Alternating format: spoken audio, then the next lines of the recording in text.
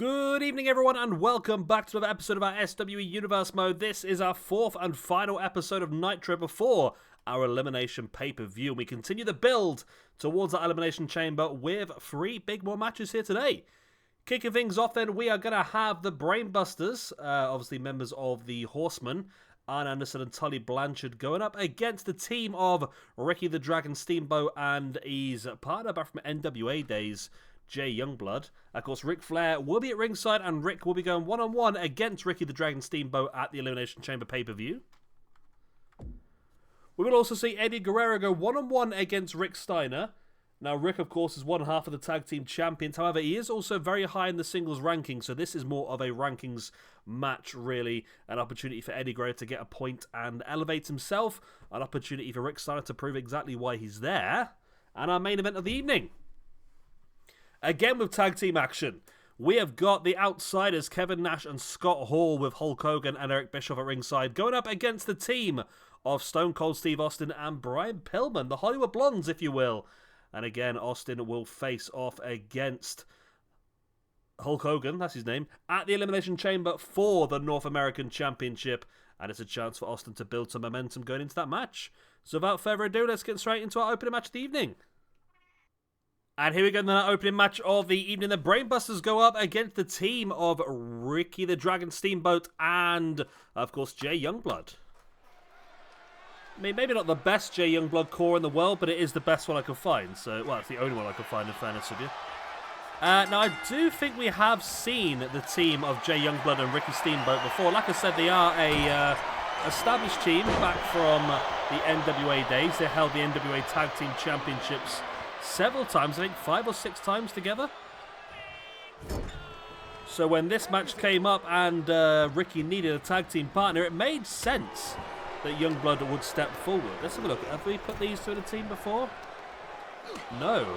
We've got Ricky Steamboat and Bryan Danielson as Team Double Dragon. That sounds pretty cool, actually. I forgot I did that. So this is the debut, then, of the team of Ricky Steamboat and Jay Youngblood. Ricky Steamboat and Jay Youngblood. There you go. They should be called Steamboat and Youngblood. They never had a proper tag team name as far as I can tell. If there is one, please do let me know. But I don't believe there was. Alright, they're on there. The Brainbusters, of course, are already on the rankings. If I search for Mr. Tully. Tully Blanchard, okay, he's also in a tag team with Daga. There we go. If you're wondering why Tully Blanchard's in a tag team with Daga, we did do the father and son tag team tournament, and of course, Tully Blanchard's daughter, Tessa Blanchard, is married to the Mexican wrestler Daga, who used to be in Impact Wrestling. Yeah, the Brainbusters currently sitting 13th in the rankings, currently on a +3. We've had one match so far this year, and that was on a losing side. I think it was a 4-way elimination tag team match, wasn't it, really? So it wasn't an easy one to win by any stretch of the imagination. But this will be a big win if they can pull it off. And, of course, Ric Flair will be hoping they can take the momentum similar to our main event, where Austin will tag with Pillman against the Outsiders. They want to try and just reduce the momentum that Ricky Steamboat has going into Elimination Chamber. The Steamboat dropping his body weight across the spine of Tully. I'm still not 100% sure either way on tag team matches, whether I think they're better this year, but they're not, like, perfect still. This is the first match, by the way, that I'm actually playing with the new, what they call the balancing setup. I'm hoping it's going to make the match quality a bit better. It reduces some of the reversal rates, and it makes the matches flow a bit better by all accounts. So we'll see how that goes on. At the moment, it's looking pretty decent. As you'll see, Wyndham there throwing Steamboat straight back into the ring.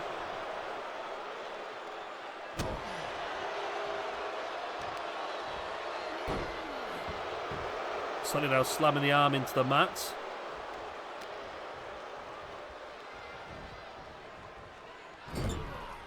you see great teamwork here by the Brainbusters. One of the best tag teams of all time.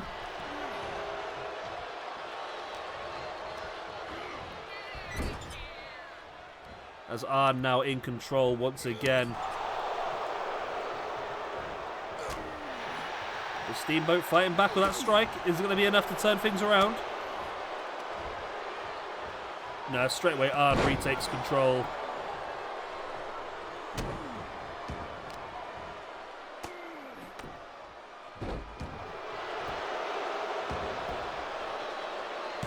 There's the pin now by Arn. Will it be enough? It's a 2 count. Sheesh.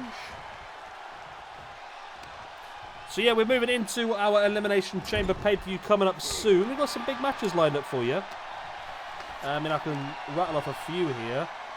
Obviously, we know about the Cruiserweight Championship Chamber. Mustafa Ali, Scripps, Nathan Fraser, Juventud Guerrero, Jushin Liger, and Axiom. Should be interesting. Yeah, Flair versus Steamboat. We already know about as well. Austin versus Hogan for the United States Championship.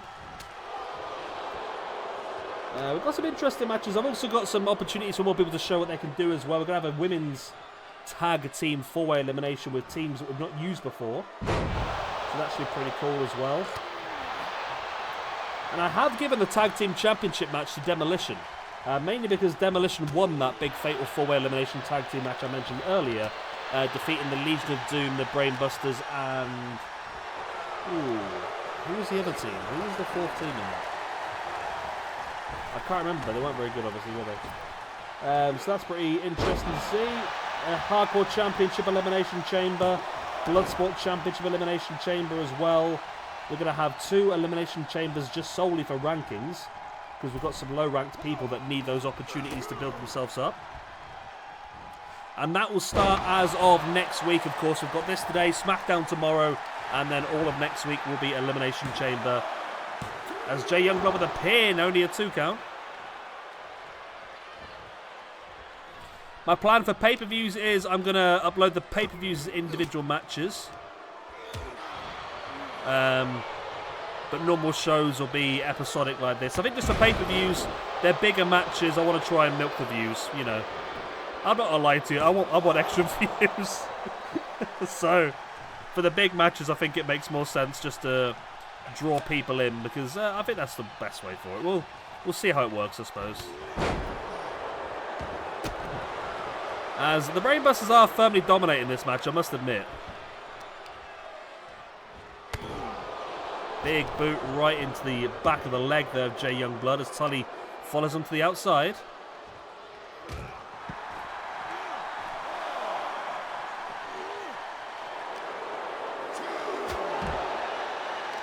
Referee now starting the count.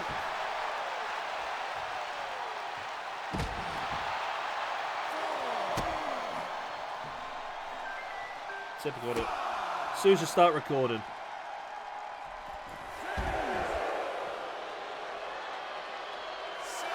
Referee's at 7. This is always a worry to me when it gets to this point, because it is very easy for a double count out, but there goes Jay Youngblood, and now Tully re-enters the ring as well.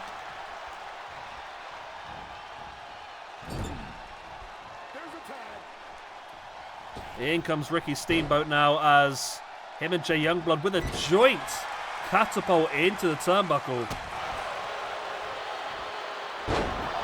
Lovely Northern Light suplex.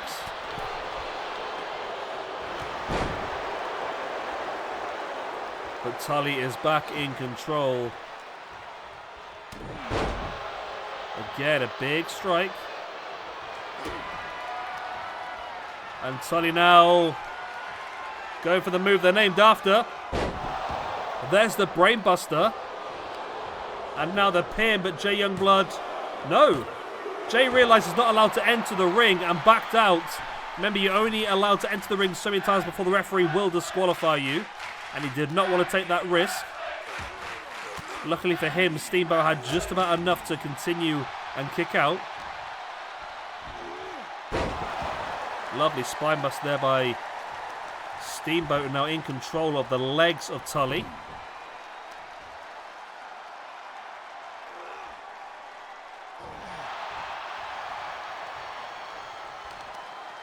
And Steamboat now working over those legs, those appendages.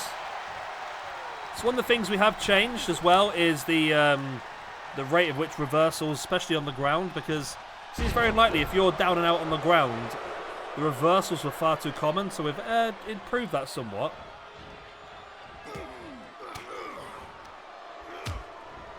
Youngblood now fighting back. There's the back elbow, and there's the pin. Oh, that was close to a free count. That was very, very close.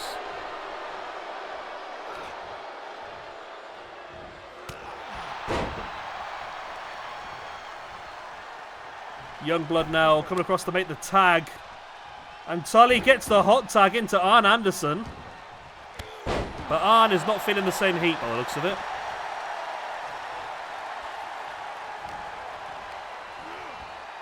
And once again, Steamboat taking control, dumping Arn to the outside. It's Barry Windham now who's distracting Ricky Steamboat.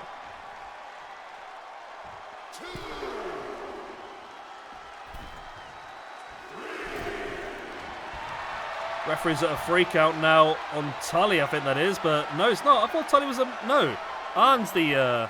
Okay, I got confused there myself.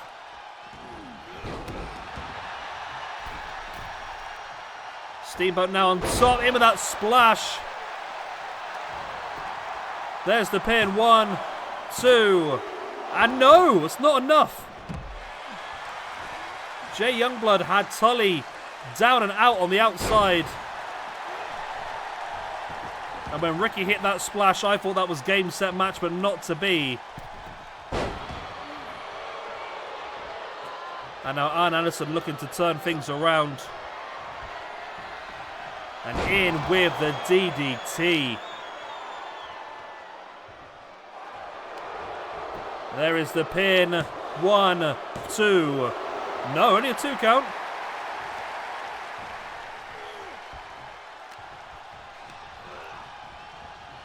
And now stiff clothesline.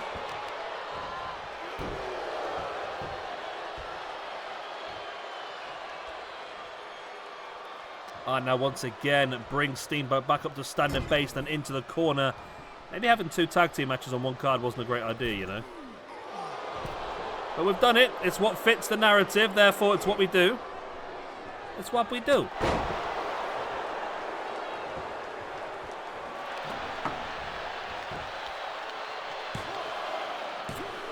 Referee now to a 2 count once again. As Arn Anderson now stalking the grounded Ricky Steamboat. There's the boot in the guts. Is he looking DDT again? No, Steamboat fighting back with the strikes into the guts. And does get him up into the submission hold. Will Arn have to give up? Will he have to tap here? He does. Ricky Steamboat picks up the victory. And that's 2 losses now for the Brainbusters this year as well. I know it's been tricky, of course, having those big matches. And this, another big one. And there we go. The team of Ricky Steamboat and Jay Youngblood, the 5 or 6 time former NWA Tag Team Champions as well, with other stuff as well, get the victory here. Ricky Steamboat. That's Ricky Steamboat's 3rd victory of the year. He's having a great year so far. Jay Youngblood. Ricky Steamboat on +3 now, by the way. Jay Youngblood, there he is. In his history, he's had 1 match with us so far, and he lost that match. Now, he's had 2 matches, and he's equaled himself. Tully Blanchard is moving down to a -1 in the singles rankings, and Arn Anderson is moving down to a +1 in the singles rankings. Well, let's move on. And here we go, then, match number 2 of the evening. Eddie Guerrero goes 1-on-1 against the, what's his name now? The dog-faced gremlin, that's it. I'll sit his arm now. The dog-faced gremlin, Rick Steiner, who, like I said earlier on, is very high in the rankings. Steiner. Rick Steiner currently sits on +11. Of course, he had a fantastic run with his son. I was going to say Boris Becker. Bron Breakker in the father and son tag team tournament last year. And then on top of that, he's also Current tag team champions alongside his brother Scott Steiner as well. So a lot of stuff going on for Rick Steiner over the last few years. But not many singles opportunities, and this is the opportunity now for him to showcase what he can do, and for Eddie Guerrero to showcase what he can do as well.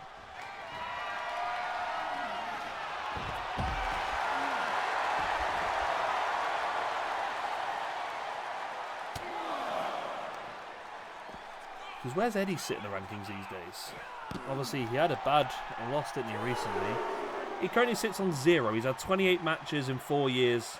He currently sits on 0. A -1 from 2021 and a +1 from 2022. So yeah, this is an opportunity for him to build himself up. He needs to move up. He's in 334th position at the moment. The win, of course, will move him up slightly.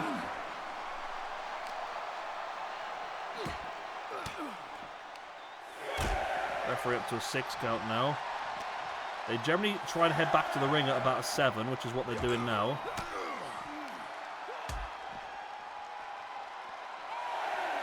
Referee's at the 8 count. Rick Steiner slides back in, as does Eddie Guerrero. Rick Steiner now sent, plowing into the corner. Big splash in the corner. A slam in the knee of Eddie Guerrero as well. And I feel like this would, well, obviously everyone wants to win these matches, don't get me wrong, but for me this is much more important to Eddie Guerrero at the moment. Currently where he sits, as well as obviously the loss of his opportunity to get into the Cruiserweight Championship match as well. I think he needs this win desperately. He needs to get himself back into the picture, really, because it's just been tricky for him.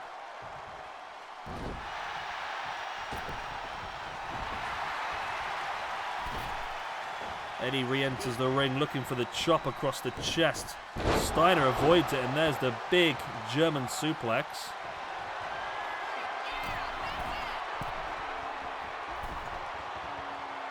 Rick Steiner now up on top. Not very often we see this. Normally we see it's Guerrero going up top, not Rick Steiner.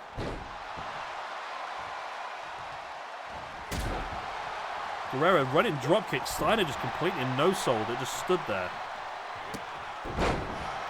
Guerrero now does take him down with their head scissors. And both guys once again head into the outside. Big elbows into the chest.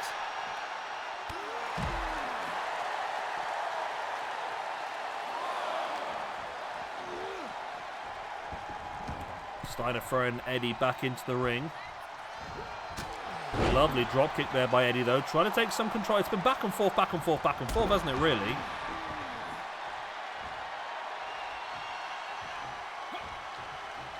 As Eddie now, arms hooked. He's looking. There's the second. And here is the trio of his third amigo.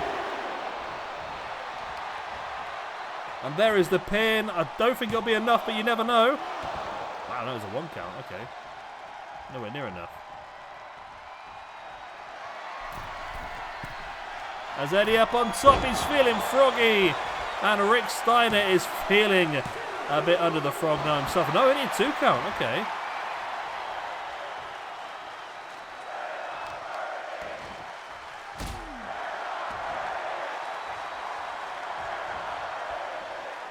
We're not worthy. Guerrero go for the drop kick.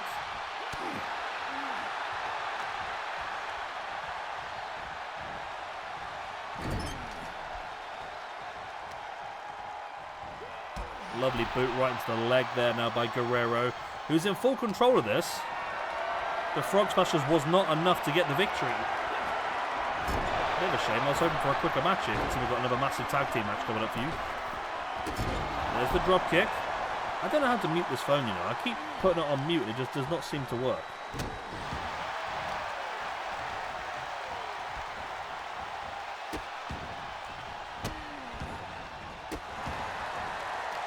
I do it right, you know.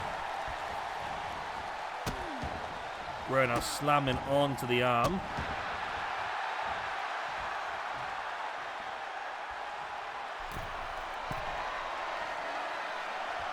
Eddie on top once again. Second time. This time it's got to be enough. It is indeed. The second frog splash was enough to get Eddie Guerrero his victory, his first singles victory of the year, which moves up to a +1. And Rick Steiner is going to move himself down. It's still to a +10. It's still pretty damn good. But it does drop him behind a few extra people, including Jungle Boy Jack Perry. Surprisingly how high he is. He was our very first Cruiserweight champion, wasn't he? Am I right with that? Was Jungle Boy Jack Perry our very first Cruiserweight champion? He was indeed. And here we go, the main event of the evening. Stone Cold Steve Austin teams up with his former partner, Brian Pillman of the Hollywood Blondes, to take on the Outsiders, Kevin Nash and Scott Hall. Oh, we're not ready yet. I thought we were ready. Are we not ready? We are ready, okay. I was just pressing lots of buttons for no reasons. Right, so let's have a quick look at the old ranking systems on this one then, because I believe Kevin Nash and Scott Hall currently sit on a +2 after 15 tag team matches.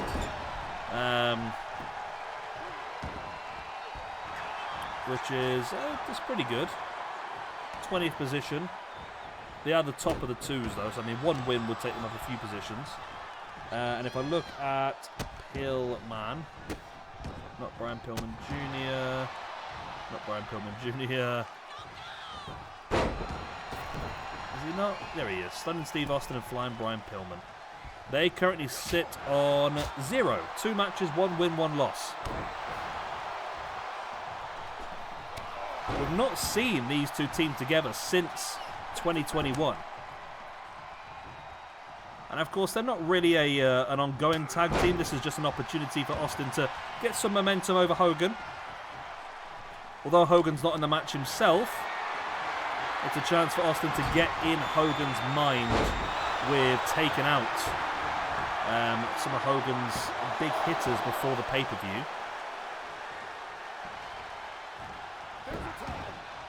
And there is Brian Pillman, the unhinged one himself. So unhinged he can't even get to his opponent. There we go.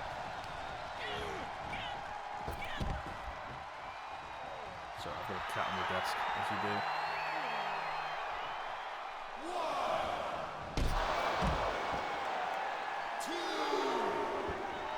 Referee starting the count, but Nash re-enters the ring at a 3.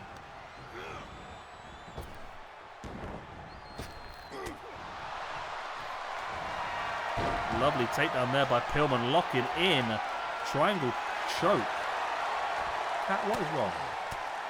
Why have you got to be in front of all the monitors so I can't see anything? There's Hogan up on the apron now, looking to take the top off of the turnbuckle pad. Big boot into the side of the leg as well. Pillman now boot into the guts. Brings Nash back up to a standing base. Big elbow into the gut as well.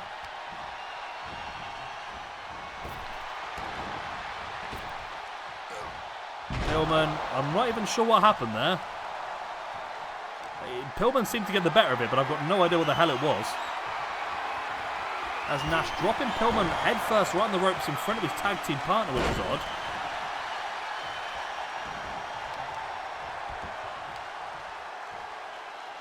Nash now going to drop his body weight on the inside of the leg.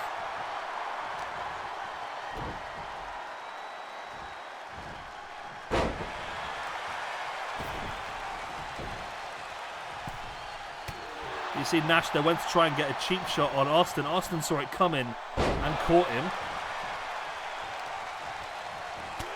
Big knee right into the face. And Austin and Nash now on the outside. Nash gets Austin this time.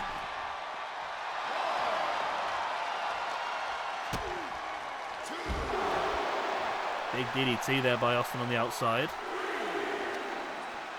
I hope he can try and get a counter victory here. It'd be a cheap win, but it would be a win, I suppose, nonetheless. Referee giving a little bit of leeway here because Austin is the one holding Nash on the outside.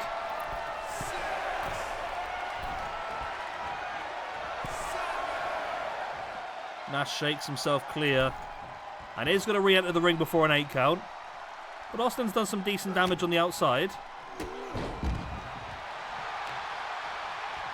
As Pillman taking Hall off the apron, and now you saw Nash trying to utilise the top turnbuckle pad that has been taken off, but the referee spotted it before he had a chance.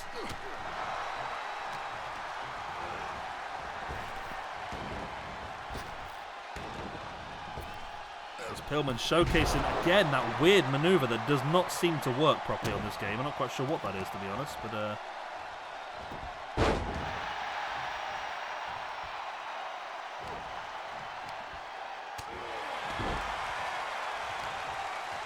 Nash now with Pillman down, brings him up to standing base and thrown across the ring.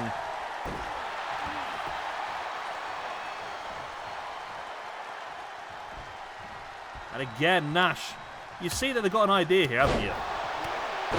Whenever Nash gets an opportunity, he tries to get a cheap shot on Austin. He did get it this time as well.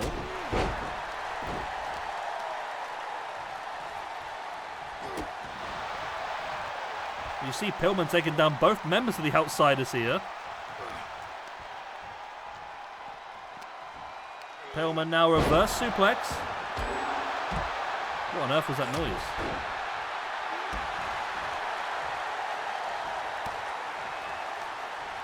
Well, the battle's on the outside here as well, as Nash taking down Austin. That gives Pillman the opportunity with a big German suplex inside the ring. There is the pin. This could be enough here to get the win.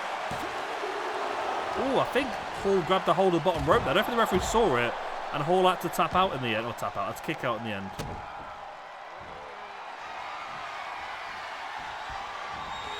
Lovely swing and neck breaker by Pillman again into the pin. Again, Austin and Nash contained on the outside. It's still not enough. It's only a 2. Lovely over the top cutter.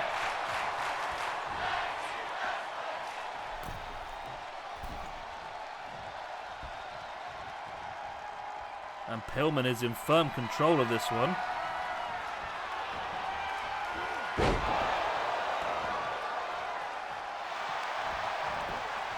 There's a pin once again by Pillman on Scott Hall. Pillman has firm control over Scott Hall here. As Austin once again throwing Nash to the outside.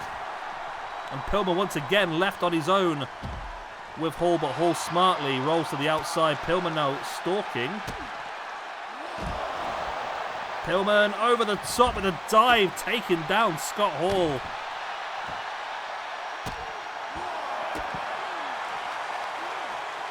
Pillman firm. Pillman's been great in this. Pillman has been fantastic. And Pillman decided to go after Nash now for some reason. Come on, get in the ring, Pillman, and take out bloody Hall. Finish him off. That's a logical thing here to do. Pillman now does re-enter the ring, but he's allowed Hall to get back up, and Hall now flattens him. Wow. Poor decision making there by Pillman, really. Pillman had Hall down and out on the inside.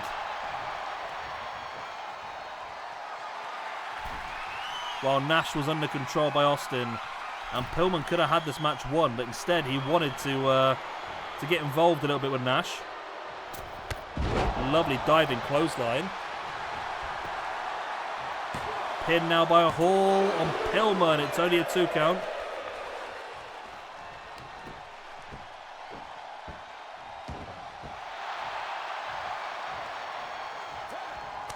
There's the tag now. In comes Big Daddy Cool, Kevin Nash. Big boot into the guts. And Pillman fighting back once again. Pillman has to use his pace. Lovely spinning neckbreaker once again. There's the pin. But Hall is there straight away to break it up.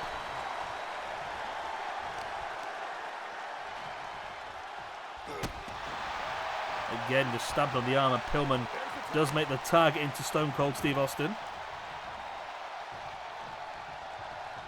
And now Austin has a chance here. Can he get the pin? Oh! Was Nash playing possum to get Austin in the ring and hit him with that big, wow, super powerbomb. He just launched him across the ring. Pillman's there to break it up. I'm not sure that's a good thing for Austin at this point in time. Austin's been absolutely launched across the ring there. Big clothesline in the corner by Nash as well. Kevin Nash doing Hogan a massive favour here at the moment with that powerbomb.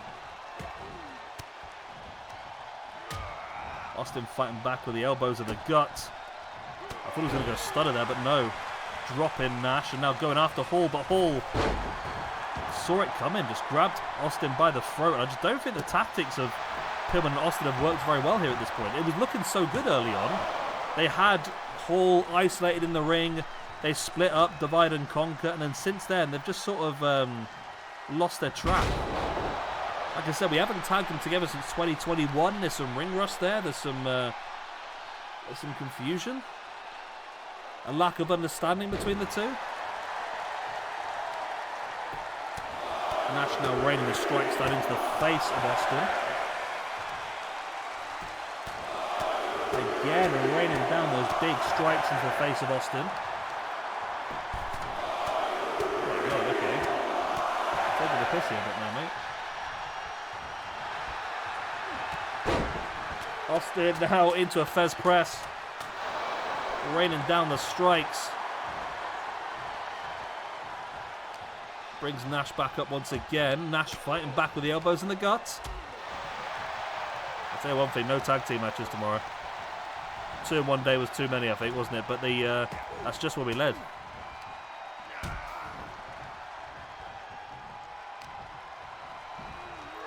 Lovely power slam there by Austin. Comes across once again, makes the tag to Pillman. I'd say Pillman's looked pretty good today. Really takedown there on Nash. Back up to a standing base. And into the turnbuckle. And Pillman now scoop slam. What's he thinking? He's going to go up. Nash back on his feet. Pillman. Big missile drop kick. Great maneuver. There's the pin for the 1, 2. I know it's not enough for the 3. It's getting closer though. As once again Pillman brings Austin back in to the fray. And Nash fighting back. Oh, he got a right hook right in the side of the head there by Pillman. Nash is back in the ring. Austin was going for the boot in the gut there. Nash caught it. Was Austin thinking Stunner? As Nash uses these big size 12. It's probably bigger than size 12, but I'm size 12, so 16, 18, 21, I don't know. How big is Kevin Nash's feet? Anyone know? It's a weird thing to know though, in fairness. You do know, it's probably best you don't mention it.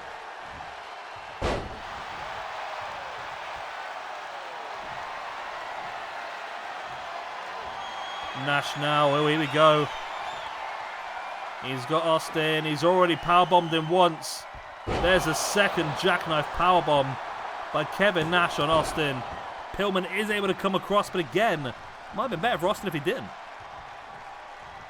Austin's been powerbombed twice in this match now. It's not going to do his back and his neck any good for the match at Elimination Chamber at all, is it? There's a pin after a sidewalk slam. Of course, Pillman can't re-enter now. Pillman has utilised his ring entry. As Nash wants to get... Oh my God, he's going again. No, Austin saw it coming. Over the top he goes. And Austin now with a stunner. Austin with a stunner. Hall can't enter because he's used his ring entries as well. But it's not... How is that not enough? How is this... Oh my God, this match is mad.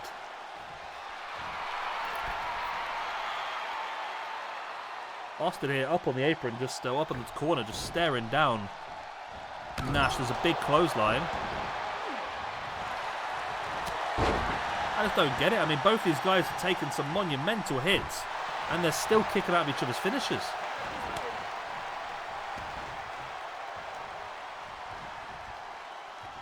Back in comes Scott Hall. The bad guy. Well, Scott Hall didn't last very long. Nash had a quick breather. But what that does do is it resets the re-entry. So it means if there's another pin attempt, he will be able to come in and try and defend, whereas Pillman's not able to at this point. Still only a 2 count, but it's close for just slamming someone's knee into the mat, isn't it? Very, very close. Nash now drags Austin across. Austin fighting back with the elbows. And now looking to take Nash up, dropping face first in that front suplex. And there is Hogan here distracting Austin. That's exactly what Austin did not need to happen here. And it has caused trouble.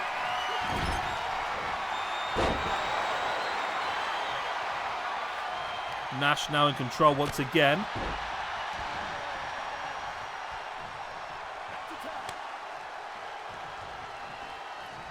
In comes Scott Hall, the bad guy.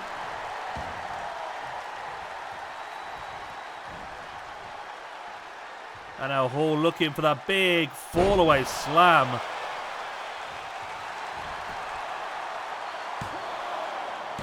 Will that be enough? No, it's still not enough. It's getting closer though, isn't it, really? As Hall, this could be it though. Looking for that razor's edge, up he goes. And Austin has taken some big hits here tonight. And that has got to be the final one. What? How is that not enough? Once again, Hall stalking. 52nd time lucky. No, Austin breaks free. I don't think this match is ending, you know. We've seen Austin kick out of several power bombs and a razor's edge. We've seen Nash kick out of several things. We've seen Hall kick out of several things. It's just mad. Need to increase the power of finisher maneuvers, I think.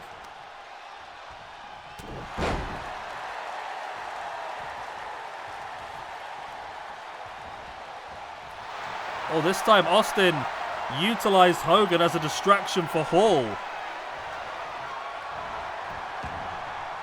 Austin pretended he was distracted and led Hall in. But Hall now with that big double-handed choke slam. Austin's been in the ring now for quite some time.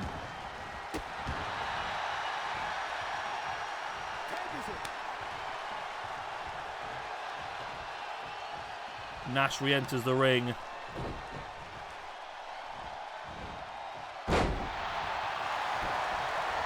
Nash once again with a pin. Will this time it be enough? Finally, it is enough for the Outsiders to pick up the win. The Hollywood Blondes move down to a -1 overall. Nash and Hall with that victory move up to a +3. I mean, it was a hard-fought victory for both sides, but I must admit, there's a lot of damage been done today. Kevin Nash moves up to a -3, which is good for him, because he was in a pretty terrible place to start with. Scott Hall / Razor Ramon moves up to a 0. The thing is with this is not only did Austin lose the match, Austin took a hell of a lot of damage in this one. As he moves down to a +14, and Brian Pillman moves down to a -2.